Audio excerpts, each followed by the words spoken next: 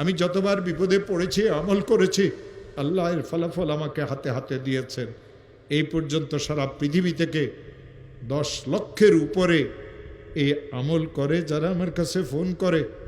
Africa থেকে, America থেকে, London থেকে 9 লক্ষের উপরে তো মানুষেরা এই আমলের শেয়ার করেছে।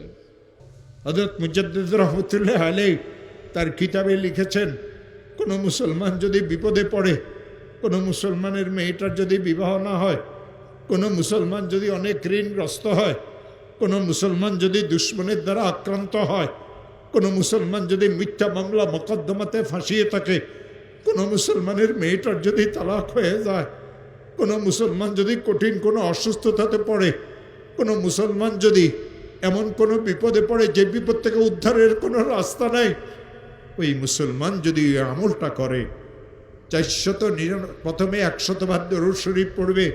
যেই দরুদ শরীফ সে পড়তে জানে, ইশারের নামাজের শেষে ঘুমের আগে পড়বে আল্লাহুম্মা সাল্লি আলা সাইয়্যিদিনা মুহাম্মদ 100 বার।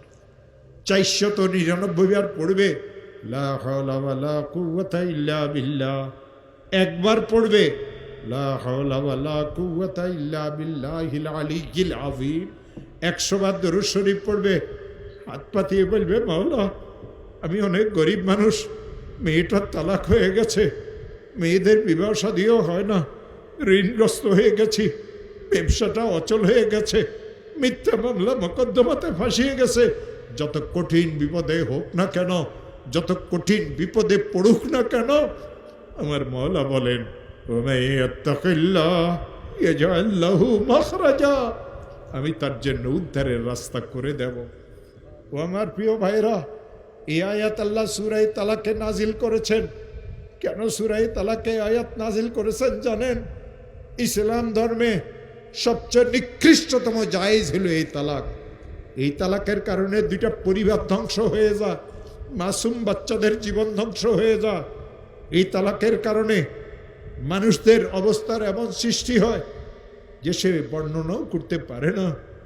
বড় বোনের তালাক হয়ে গেল, ছোট বোনগুলি বিবাহ আটকিয়ে গেল। নিশ্চয় মেয়েরা খারাপ, নাইলে কেন তালাক হইল? জামাইকে দেখতে তো অনেক ভালো লাগে। আমার প্রিয় ভাইয়েরা, এই মেয়েটা শ্বশুর বাড়িতে শান্তিতে ছিল না, বাপের বাড়িতে যতদিন ছিল ঘরের কাজ কামে মেয়েকে করা লাগতো। শ্বশুর বাড়িতে যাওয়ার পরে এই মেয়ের এত কষ্ট হয়, কাউকে খুলিয়ে বলতে পারে না। বাপ গরিব মানুষ, বাপের কাছেও বলতে পারে না, নীরবে সহ্য করে। যৌতুক নামের এক অভিশাপ মুসলমানদের ঘরে ঘরে ঢুকেছে। ইসলাম ধর্মে যৌতুক হারাম, ইসলাম ধর্মে যৌতুক হারাম। ব্যয়বাড়ির চেয়ার কুর্সি, ব্যয়বাড়ির ডাইনিং টেবিল, ব্যয়বাড়ির থেকে খাট নিয়েন না মুসলমানেরা। শুকুরের গোস্ত, শুকুরের গোস্ত, শুকুরের গোস্ত। যৌতুকের অর্থ আর মাল এই 2টা সমান। ওই মুসলমান যৌতুক দিতে পারে, ওই মুসলমান যৌতুক নিতে পারে যে মুসলমান দাবি করার পরেও শুকুরের গোস্তকে চাবাই চাবাই খাইতে পারে। ইসলাম ধর্মে যৌতুকের কোনো অধিকার নাই, আল্লাহদের নাই অধিকার, রসুলদের নাই অধিকার। এই যৌতুকের জন্য মেয়েটার উপরে জুলুম হয়, মারা হয় এ মেয়েদেরকে, এ মেয়েদের হাত পা পুড়িয়েও দেওয়া হয়, এ মেয়েদের মাথার চুলও কাটিয়ে দেওয়া হয়, এ মেয়েদেরকে ঘর থেকে বাহিরও করিয়ে দেওয়া হয়, ল্যাপটাকে রাত্রিবেলাতে শীতের সময় টানিয়েও নেওয়া হয়। মেয়েটা ছটপট করে, মেয়েটার জন্য ঔষধ আনে না। ননদদের জুলুম অত্যাচার তো আরো বেশি, শাশুড়িও জুলুম অত্যাচার করে, ননদেরা জুলুম অত্যাচার করে। আর ঘরের অন্য বড় বউ যদি থাকে, সবাই বলে এই নিস্তি মেয়েটাকে আনার পরে ঘরের সব খায়রে বরকত চলিয়ে গেছে, আমরা তো আগে খুব ভালোই ছিলাম। এই মেয়েটা সহ্য করতে পারে না, বাপের বাড়িতেও যাইতে পারে না। একসময় মেয়েটাকে তালাক দেওয়া হয়, মেয়েটার চোখে পানি থাকে, কলিজা ভাঙ্গিয়ে চুরমার সারখার হয়ে যায়। এই মেয়েটা একসময় বাপের বাড়িতে ফিরিয়ে আসে, আত্মীয় স্বজন আগের চোখে আর এই মেয়েটাকে দেখে না।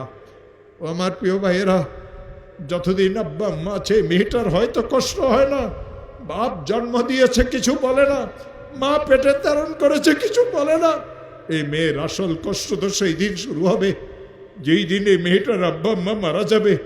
এই ঘরে সে জন্মগ্রহণ করেছিল, তালাকের কারণে ভাবিরা এই মেয়েটাকে কাজের বউ আর কাজের মেয়ে পরিণত করিয়ে নিবে। ঘরের সমস্ত কাজে মেয়েকে করা লাগবে, যেটা পারে সেটাও তাকে করতে হবে, যেটা পারে না সেটাও করতে হবে। খাবার যেটা পচা বাসি তাকে খাইতে দেওয়া হবে।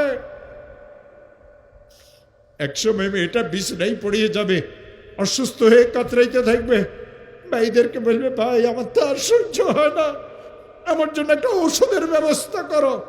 ভাইয়েরা বলে, তোর মরিয়ে যাওয়াটাই উত্তম, তোর কারণেই তো আমাদের পরিবারের এই দুর্দশা, তোর তালাকের কারণে আমার 3 মেয়ের বিবাহ হয় না। লোকেরা বলে, যার ফুফুর তালাক হয়েছে তার ভাইজিরা কোথায় থেকে ভালো হবে। এই মেয়েটার জীবনটা দুর্বিষহ হয়ে যায়। কাঁদতে কাঁদতে একসময় এই মেয়েটা কবরে পৌঁছিয়ে যায়। এই সব জুলুম আর অত্যাচার, এইসব অন্যায় আর অপরাধ ওই যৌতুকের প্রথার কারণে। ও আমার প্রিয় ভাইয়েরা, এই মেয়ের থেকে দুঃখিনী আর পৃথিবীতে কেউ নাই। মাওলাই করিম এই দুঃখিনী মেয়েটাকে সান্ত্বনা দেওয়ার জন্য এই সূরা তালাকে আয়াত নাজিল করেছেন। তুই আমাকে ভয় কর, তা কই আর পরহেজগারি ইখতিয়ার কর। যে মহা বিপদে তুই পড়েছ, আমি আমার কুদরতের দ্বারা তোকে এই বিপদ থেকে উদ্ধার করব। ইয়াজআল্লাহু মাখরাজা, এখানে রিজিকের অর্থ মুফাসসিরিনেরা স্বামী লিখেছেন, মুফাসসিরিন লিখেছেন, আগের জামাই তোর উপরে জুলুম অত্যাচার করতো, আমি তোর জন্য এর থেকে ভালো স্বামীর ব্যবস্থা করিয়ে দেব, মৃত্যু পর্যন্ত যেই স্বামী তোকে কোনো কষ্ট দিবে না। ওয়ারযুকহু মিন হাইসু লা ইয়াহতাসিব, খোদার কসম করিয়ে বলি, আমি এই আমল নিজে করেছি। হযরত পালনপুরি আমাকে আমল শিখাইছেন। তিনি বলেছেন, মাওলানা আমি যতবার বিপদে পড়েছি আমল করেছি, আল্লাহ এর ফলাফল আমাকে হাতে হাতে দিয়েছেন।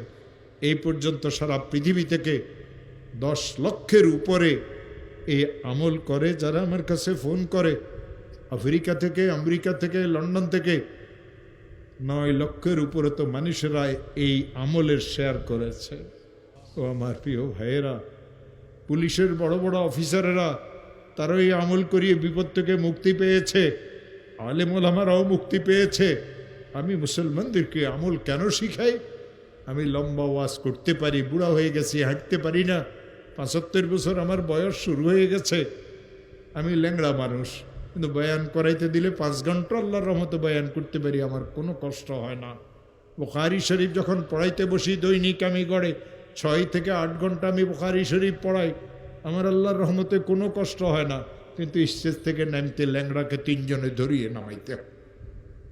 ও আমার প্রিয় ভাইয়েরা, হযরতে মুজাদ্দিদ আল-ফিসানি রহমতুল্লাহ আলাইহি যে আমল শিখিয়ে দিয়েছেন, এই আমল মুসলমানেরা শিখবেন, পারিবারিক পেরেশানি থেকে বাঁচবেন, অহেতুক কোনো বিপদে আপনি পড়বেন না, আল্লাহর ওয়াদা। এই জন্য রাসূল বলেছেন, ও আমার উম্মতেরা, ইন্নী লা আ'লামু আয়াতান, আমি একটা আয়াত জানি, ইন্নী লা আ'লামু আয়াতান, আমি একটা আয়াত জানি, লাউ আখাযান নাসু বিহা লাকাফাতহুম, মানুষেরা যদি আয়াতকে শক্ত করিয়ে ধরে, এই আয়াত তাদের দুনিয়া এবং আখিরাতের জন্য যথেষ্ট হবে।